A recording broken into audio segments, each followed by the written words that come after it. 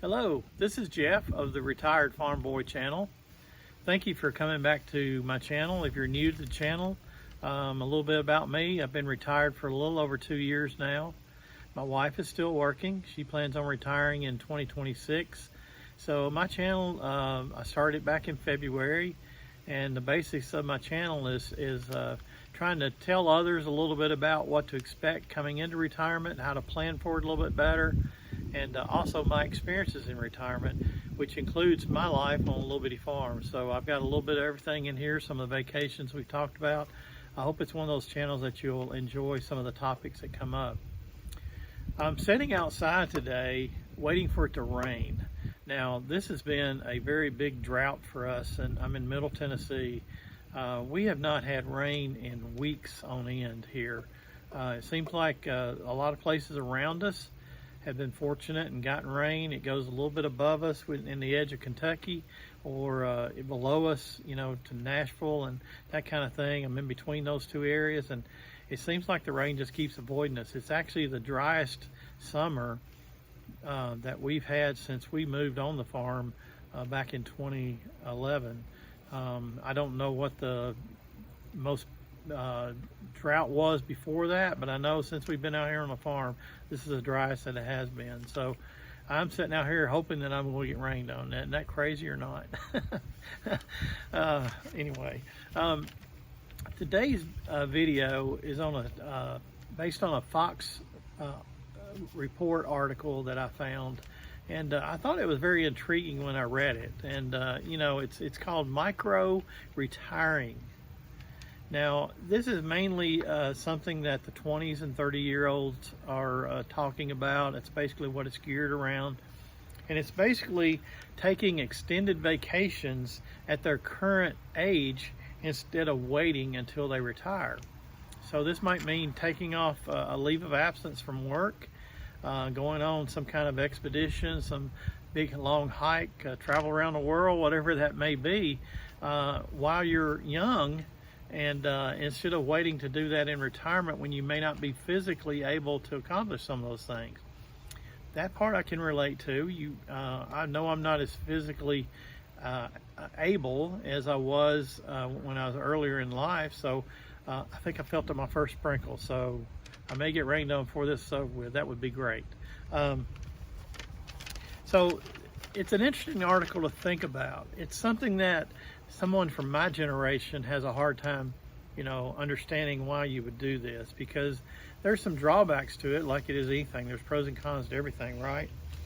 So one of the quotes from this thing that I'm going to read here is, they're borrowing years of freedom from their future selves to enjoy retirement while they are still young.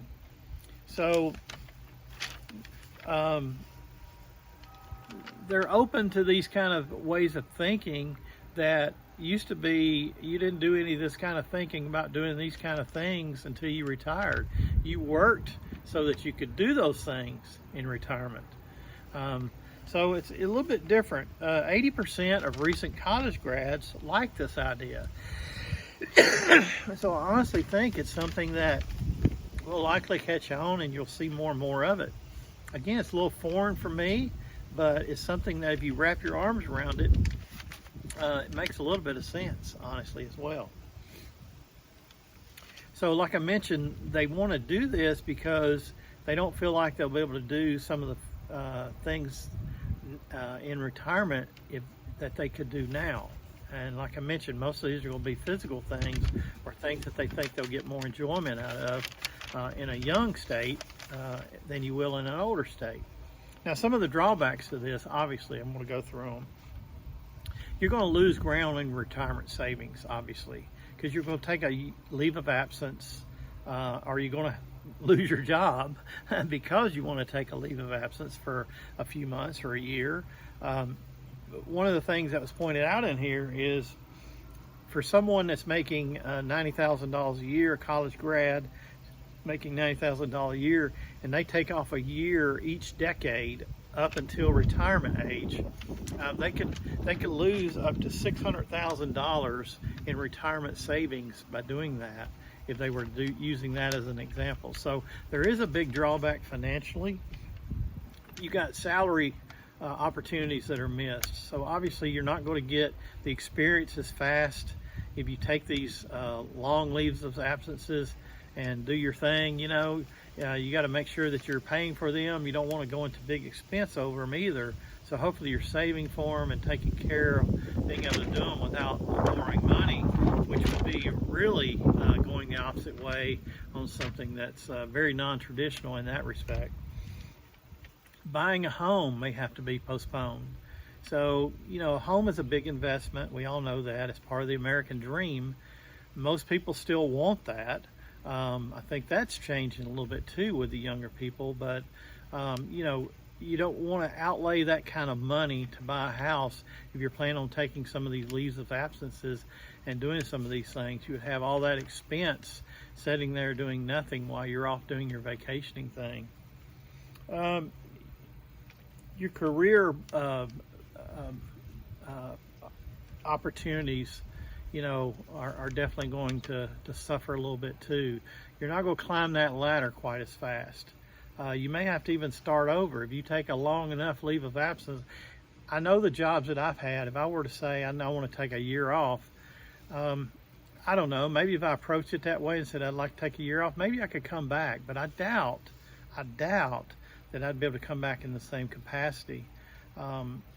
Especially for me, I was in management for the majority of my working career, and I just find it very hard that a company's going to allow you to do that. Now, I know things are changing and companies may be more open, but it's definitely going to affect your climb up that ladder, that working ladder in life, if you take these kind of opportunities.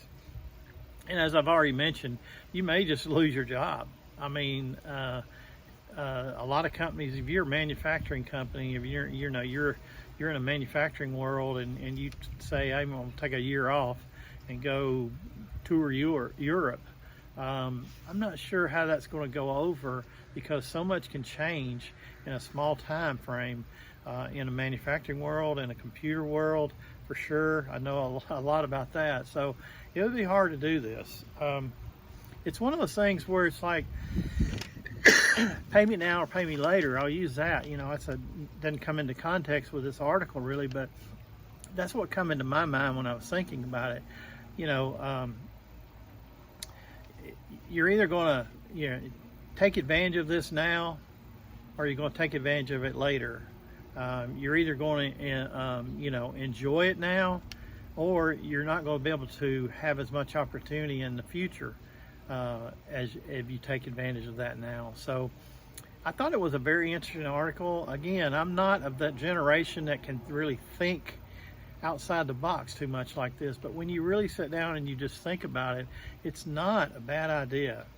Also, I'm going to tag a video that I just did on personal finance to this at the end so that you can watch that as well. And I'm doing that thinking that if you watch that video, you'll know that I didn't really get into seriously investing until I was in my 40s. And I feel very comfortable now with what we've been able to accomplish savings-wise and based on what we plan to do, living within our means. So it's not totally foreign that someone could not be very successful at this and still be able to do and the things in retirement that most people want to do in retirement. So I'd love to hear your thoughts on this. This is definitely a thinking outside the box kind of topic a little bit. Very interesting article, I thought, and definitely, things change all the time, right? Pay me now, pay me later. But one thing I do know, retirement is great. Thank you for watching.